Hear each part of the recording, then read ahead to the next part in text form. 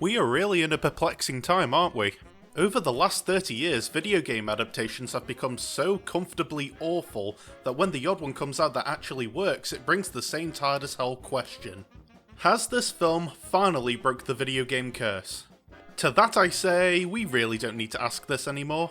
Over the past few years, we've had Sonic the Hedgehog, Detective Pikachu, Angry Birds Movie 2, etc. Films that aren't great, and believe me, we still do get the occasional slip-up, but do prove that with the right talent, can prove to make for solid adaptations. Which brings up today's topic, the Super Mario Bros. Movie. I haven't seen a video game movie, let alone an animated movie with this much direct hype in years. Which is fascinating because if you asked us how we would have felt 5 years ago, we'd just laugh. It was announced in 2018 that Nintendo were going to collab with Illumination to make a new movie based on the world of Mario. Yeah, Illumination. You know, one of the best animated studios in the world.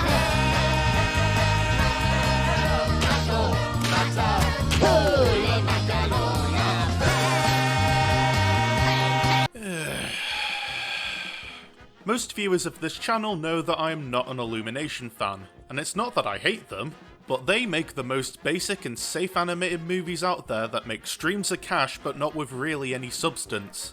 Knowing that, it isn't at all shocking that Nintendo went with Illumination on this film in hindsight, but it does ponder the question.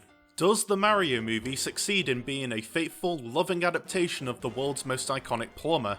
Yes, most definitely, and I can say that as a lifelong lover of Mario and Nintendo in general. However, I do have reservations about how this film accomplishes things as a feature film. I love Mario, but it's for how fun it is to play and the overall positive vibes they give off. I don't exactly think that this franchise is just ripe with a world and characters and lore that audiences can latch onto emotionally, especially when other Nintendo IPs like Zelda, Metroid and Pokemon do much better jobs at that. But I'm getting ahead of myself, so let's cover the story.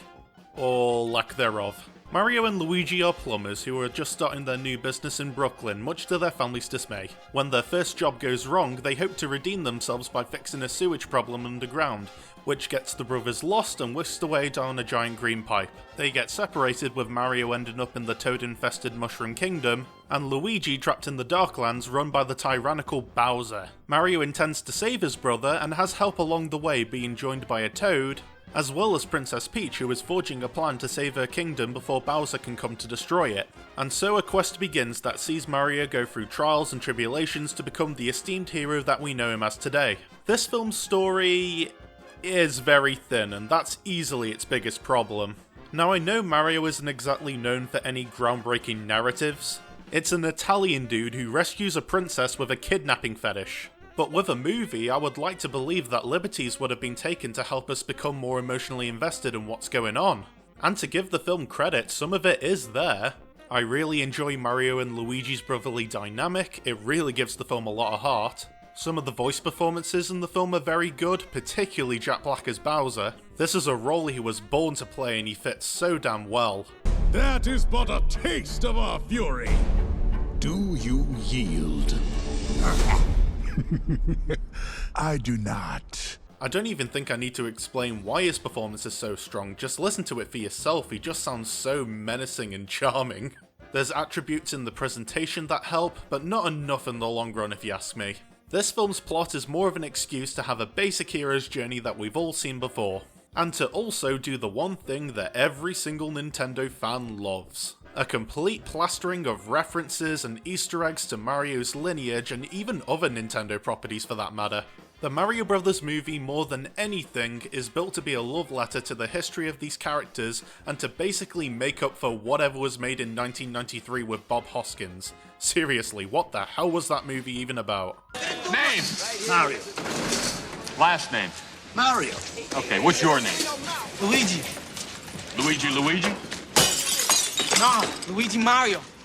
To start, let's talk about the animation. This is a surprisingly stunning film to look at, and probably the best looking film out of the entire Illumination catalogue.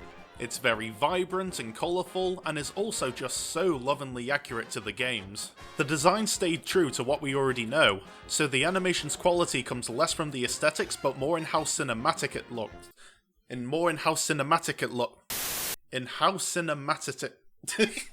I'm not making this up, I'm really struggling with that line. so the animation's quality comes less from the art direction, but more in how detailed it looks. There's sequences in this film where the lighting is just so top notch. The mood is always very explicit, and when there is any action going on screen, it's just so much fun to watch. The highlight for me is easily the Mario Kart sequence on Rainbow Road.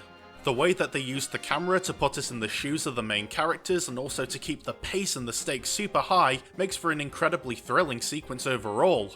I would happily walk into this film again to watch those 10 minutes on Rainbow Road and then just leave once that part was over. The music score by Brian Tyler was also very good. It takes a lot of the old tracks made by Koji Kondo over the years and gives them an orchestrated twist that's as lovingly charming as it is fittingly epic. I would play a music clip as an example, but this is Nintendo we're talking about, so I'm just gonna get demonetized immediately, sorry. If you are going into this film as a fan and want to revel in all the little details and just how accurate it is as a Mario project, then you will definitely have a great time. It's made for fans by people who clearly have a lot of love and respect for Mario, and I'm not shocked given that Shigeru Miyamoto is a producer on the film, and he very likely kept very close watch on the film to make sure that everything was accurate to his own vision too. All of my problems lie in the script, because sure the Easter eggs are cool, but they feel as though they compensate for any real story. Everything here is serviceable.